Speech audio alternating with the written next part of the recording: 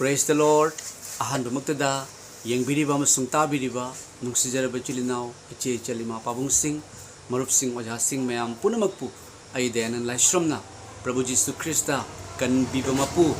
ekhoibu loina biba afaba yausenba thadok pidaba alpha amasung omega ahoba amasung aroiba oiramba oiriba amasung lakadaba ngamba mapu gi minglenda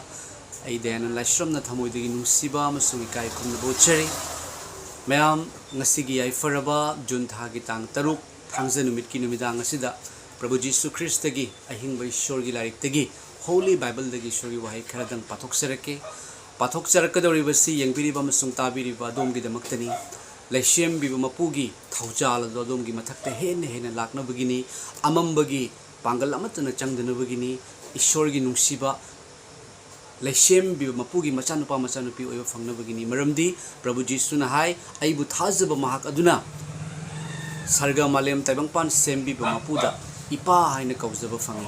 If you believe in Jesus, Jesus will give you power to become a child of God. Thagachuri mayam pathok sarage pathok sagadori basti Matthew chapter 8 verse 28 tagi hauraga 30 ga 2 asi phawbada pathok sarage aduga mahakna pat adugi atopa nakanda gadaragi mi singi lamda lakpada mongfamdagi thoglakpa bhut changba nipa ani na mahakka thenare makhoi yamna sathi maramna mi kana amatana lambi adu phauduna chatpa ngamlamde aduga yengu maikhoina sumna laurai ishorgi machanupa Jisu nahakna aikhoiga kari mari leinabage matam yaudringaida nahakna aikhoibu ot neiba laklibra aduga maikhoidagi khara lapna ok sangu ama machinjak chaduna leirami maduda bhut sing aduna mangonda haijei nahakna aikhoibu tanthok ok sangu adugi manungda aikhoibu changhanbiu madudagi mahakna maikhoida hai chatlu maduda bhut sing adu thokhiduna ok sangu adugi manungda changkhre aduga yengu ok sangu apumba amamba aduda angamba aduda kangauna duna pat chentharaklaga ising basiki amen pathokraba amasung takraba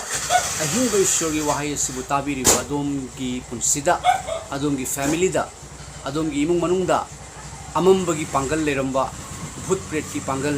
haikap jekap ki pangal anai ki pangal leramduna adomda wahan banahanba yelamboy bataragadi Prabhu Jisu adomgi damakta siduna fumduna hingatpa bhut sing phawbana ishorgi machanupa haiduna hairiba ishorgi machanupana Prabhu Jisu na adomdagi leramba fattaba punamak lokthokpigo isanu adomna yabiragadi comment section da amen asumna oirasanu haiduna haibiramu amen.